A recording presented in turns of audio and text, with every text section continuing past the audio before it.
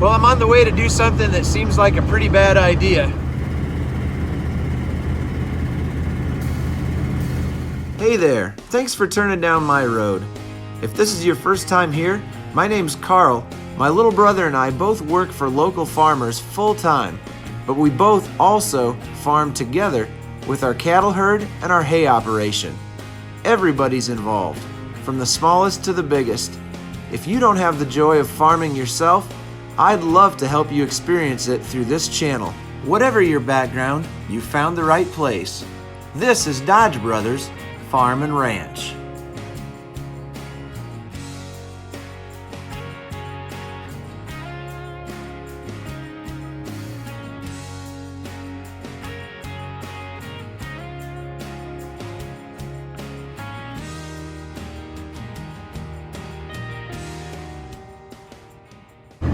We just bought a bull without ever looking at him first. The price is definitely right, but we're on the way to get him right now. We'll know in about an hour if we made a good decision or not. I'll take you along with me and we'll figure this out together.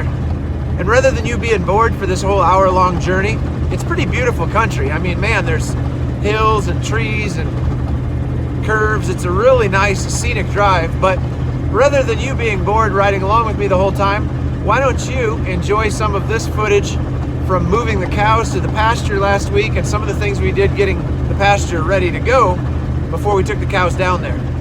See you in a while. Well, they all still float so far. That's a positive.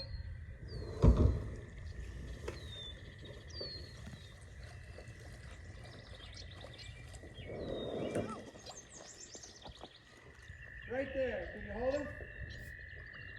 We're going to pull kind of hard because we're going sideways now. Yep. Carol, give her a hand. He's looking at his phone. Hey! I got a picture of it right here. I got a video of the barrels floating. There were no barrels past the white post on either side. Before I forget about it, I got one over here. You got a post right there? No. Got a hunk of wire. Yeah, I probably got a post here. What are you doing, Tina? Showing everyone how strong you are.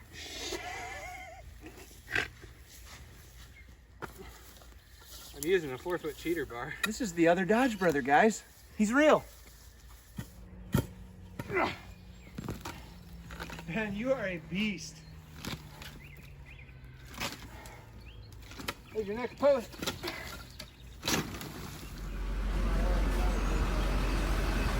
What about me?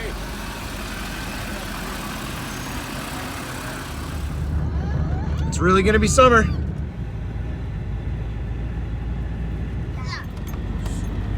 Got a fair amount of rain down here last night.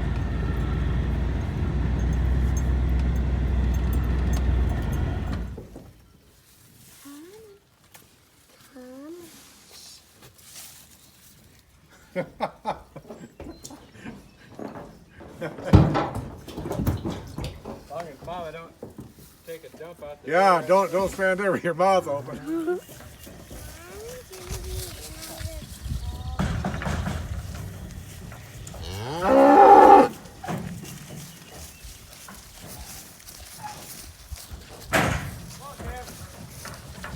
Can we touch it? Yeah.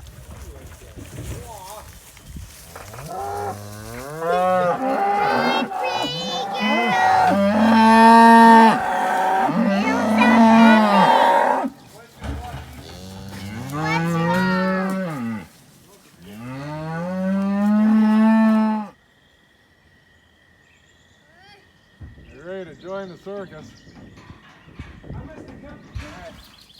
Hook it onto this loop that's on that yellow thing, but don't touch the loop, okay? You only want to touch the red thing.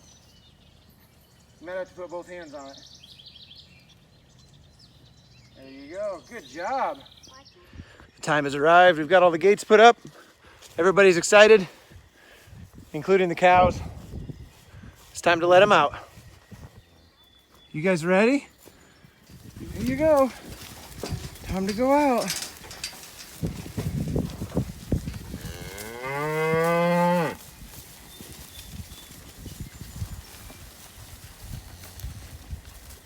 Oh, I love calves. Hey, you two. You might want to go catch up with everybody else. Come on. Tss. Gate's down here.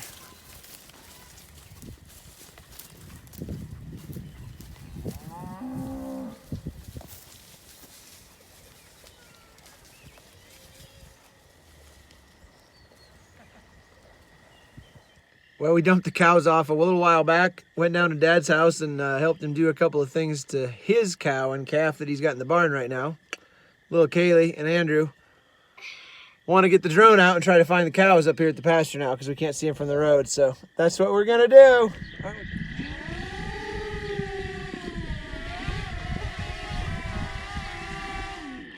don't see them yet either.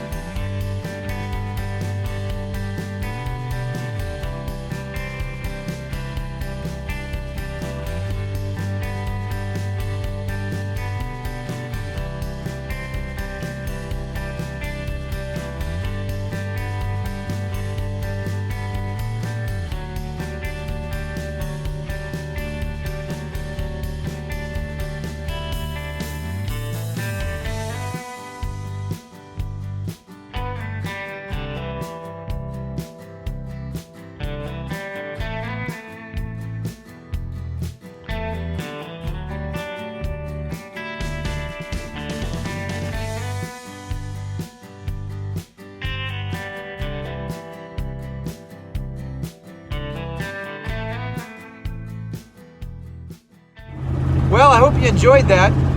We're almost there. Okay, so why would anybody buy a bull without looking at it? That's a great question. We got in a huge bind this year for breeding. We need a bull, and the guy that we normally rent a bull from every year had a couple of unexpected issues come up with 2 of his bulls, and so he didn't have any available. It was also my fault because I waited till the last minute to get everything lined up like I always do. But just kind of some bad luck with one bull getting injured and another bull having a bad test at the vet clinic. You got to get your cows bred, because if you don't, there's no point in having them and feeding them all year long. With beef cows, the point is to make calves every year. We can AI, obviously. We've had really good success with that. But even when we do that, it's necessary to have a bull to put in with the cows after you AI to clean up any of the conceptions that didn't happen from the AI. So we were going to have a bull one way or the other. This year we decided that we were just going to bull breed all of our cows and save the expense from artificial insemination, because we're not planning on keeping any heifers back next year. We're going to keep a couple of heifers back this year out of the current calf crop. So anyway, I called a friend of mine, Dale Green, up north of us. You might remember being at his place on the video where we were shopping for cows this winter. That was his sale that we went to. He had a bull sale and sold some bred cows on that sale as well. Dale is a friend that I really trust when it comes to genetics and beef, and if he said this was a good bull, this was a good bull. I'm probably not going to film loading it. I don't know what his temperament is, so I'm not going to bring my camera out to load the bull. We're going to get him in the trailer, take him to the vet clinic and get him tested and make sure everything's okay there. I probably won't film the vet clinic either, because I just don't like asking to film inside a veterinary facility. I did film the vet preg checking cows outside at our place last year, but I just don't like going into somebody's facility and asking to film there unless it's somebody that I know really well. We'll make sure he tests okay, and we'll get down the road with him, and when we unload him at home, you'll get a good chance to take a good look at him, see what he looks like. Pretty exciting. Our first bull ever.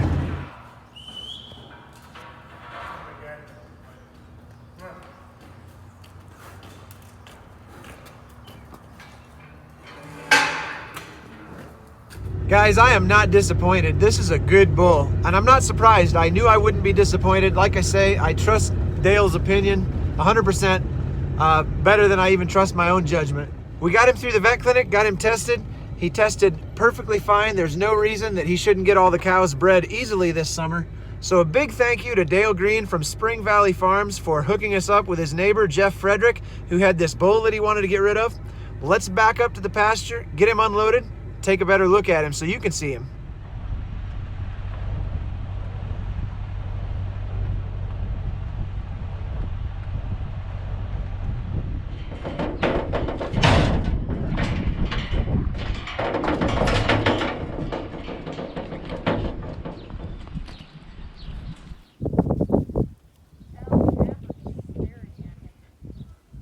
Yeah, they're not sure what to think.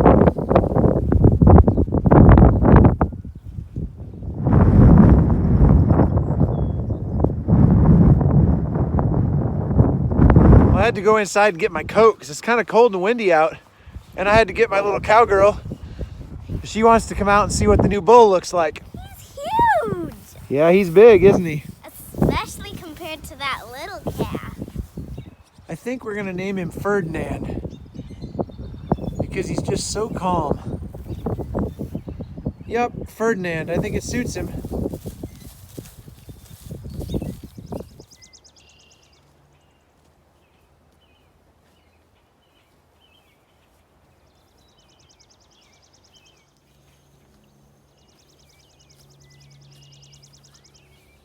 Well, it's been a few days and he's still here, so he must like it here. I gotta say, I'm really happy with this bull. I'm glad we were able to get connected up with these guys. He's gonna do a good job for us this year. I don't know if we're gonna keep him for 2 years or if we're gonna sell him at the end of the summer when we get done with him.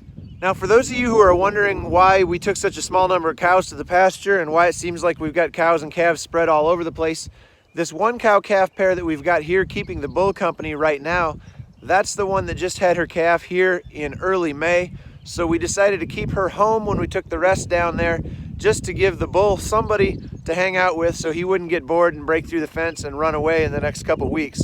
We don't want to take the bull down to the pasture to be with the cows until they've had their pre-breeding shots for at least 30 days. So I ended up picking this bull up just a little earlier than I wanted him.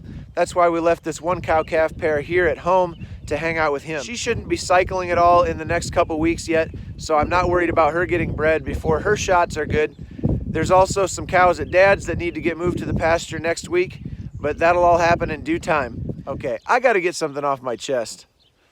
You guys are the greatest group of viewers in history. And if you're watching right now, you're included in that. I'm talking to you. You are awesome. Why? Because in the last video, I put out a giveaway offer. I sent you guys a link to another video on another friend's channel, and so many of you guys poured in to watch that and commented about that. I was just gonna give away a Dodge Brothers hat. I'm gonna give away 3 Dodge Brothers hats. I am so proud of you guys. You are the most amazing people. Your encouraging comments on that channel and on my channel from the last video have just been overwhelming.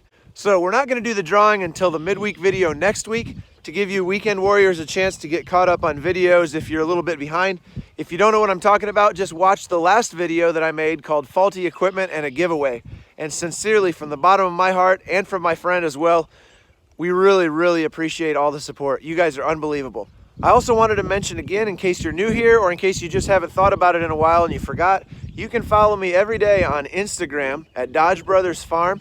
And those stories are pretty well instant. What you see me doing on Instagram is happening right now. A lot of times, obviously, the YouTube videos are delayed by 3 or 4 or 5 days, whatever it takes to compile the footage and get it edited and uploaded. But the Instagram stories are happening pretty much in real time. Here's just an example of what you might see on a given day on my Instagram. Now, keep in mind, this is going to be vertical because it's designed to be viewed on a phone held vertically. And I know some of you are probably turning your phones vertically right now. That's not going to help because this is in a YouTube video format. But turn your phones back sideways, and this will look much better on your phone on the Instagram app. But this is just an idea of what you might see on any given day on Dodge Brothers Farm on Instagram. Enjoy it. I'll see you next time.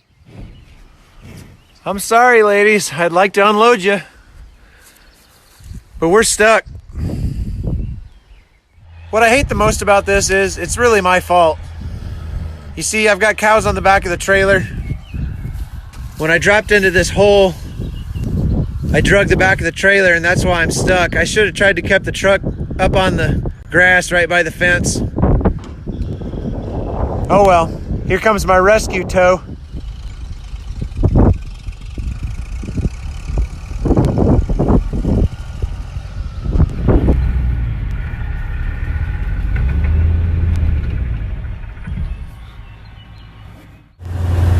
Came out so easy, we probably could have pushed it out by hand.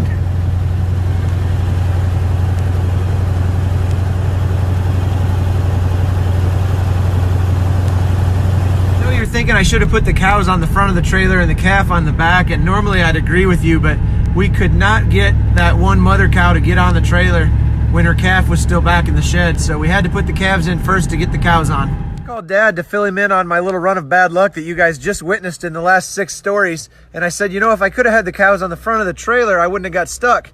And he goes, well, if a frog had wings, he wouldn't bump his butt. I wonder where he got that from.